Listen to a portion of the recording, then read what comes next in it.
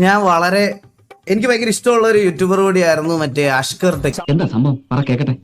ഇതിനിപ്പോ ആരെന്ത് പ്രശ്നമാക്കി എടുത്താലും എനിക്കൊരു കുഴപ്പമില്ല. പക്ഷെ എനിക്കൊരു കാര്യം പറയണമെന്ന് തോന്നുന്നു. ഇനി വിശദീകരിച്ച് സമയം കളയണ്ട. ഹനാൻ ഷാ എന്ന് പറയുന്ന പുള്ളി ഇല്ലേ, പുള്ളിക്കെതിരെ വലിയൊരു ഹേറ്റ് ക്യാമ്പയിൻ നടക്കുന്നുണ്ട്.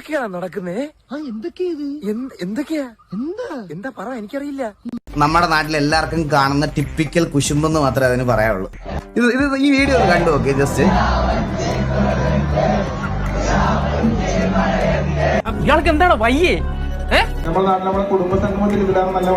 നമ്മുടെ നാട്ടില് കുടുംബസംഗമത്തിൽ ഇതിലേറെ നല്ല മൈക്ക് കിട്ടും. അഹങ്കാരമാ. വേണ്ടട്ടോ, നീ ചായ അടിച്ചാ മതി, നീ എന്നെ അടിക്കാൻ നിൽക്കണ്ട. ഓക്കെ, അഹങ്കാരോ? ഞാൻ ഇല്ല, ഇത് പറയാതിരിക്കാൻ പറ്റത്തില്ല. നമുക്ക് ബേസിക് ആയിട്ടുള്ള കുറച്ച് കാര്യങ്ങൾ, അത് ഈ റൂമിൽ ഇരുന്നാലും അല്ലെങ്കിൽ ഈ പറയണ പോലെ നമുക്ക് വെളിയിൽ ഇരുന്ന് റീൽസ് മാത്രം കണ്ടോണ്ടിരുന്ന നമുക്കത് എക്സ്പീരിയൻസ് ചെയ്യാൻ പറ്റത്തില്ല.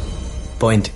എന്നിട്ട് ഈ ഞെളിഞ്ഞിരുന്ന് തിന്നുന്നവന്മാരെ ലാത്തി അടി. അത് പുള്ളിയെ പുറത്തെ രാജ്യത്ത് ഒരു പരിപാടിക്ക് വിളിക്കണ സമയത്ത് അത് പ്രൊവൈഡ് ചെയ്തില്ലെങ്കിൽ അത് ആ കോർഡിനേറ്റ് ചെയ്ത ആൾക്കാരുടെ ഇഷ്യൂ തന്നെ. ഇനിയെങ്കിലും എല്ലാരെയും കൊണ്ട് അതും ഇതും പറയിക്കാതെ ഒരു നല്ല രീതിക്ക് ജീവിച്ചൂടെ?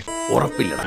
അതിന് ഇത്ര ഹെയ്റ്റ് ക്യാമ്പയിനോ അഹങ്കാരം ഒന്നും പറയേണ്ട ആവശ്യമില്ല. എന്ത് ചെയ്യാനാടാ, ഞാൻ ഇങ്ങനൊരു ദുരന്തനായി പോയി. പുള്ളിയുടെ ആസ് ആൻ ആർട്ടിസ്റ്റ് പുള്ളിയുടെ ബേസിക് റിക്വയർമെന്റ് ആണ് അതൊക്കെ. അതെങ്ങനെ അഹങ്കാരമോ? അതൊന്നും എനിക്കറിയാൻ മേല. ഇങ്ങനെ എന്തെങ്കിലുമൊക്കെ പറയുമ്പോഴേ എന്റെ മനസ്സിനൊരു സന്തോഷം ഉണ്ടാവുള്ളൂ. ഞാൻ എന്റെ സന്തോഷം നോക്കിയാ പോലും. ഇത് ഭയങ്കര ഒരു പുള്ളിയുടെ വീഡിയോസ് നന്നായിട്ട് കാണുന്ന ഒരാളാ. ഇങ്ങനെ ഒരു വീഡിയോയുടെ ആവശ്യം ഇല്ലായിരുന്നു. ഇത്രയും മതിയോ അതോ ഇനിയും വേണോ?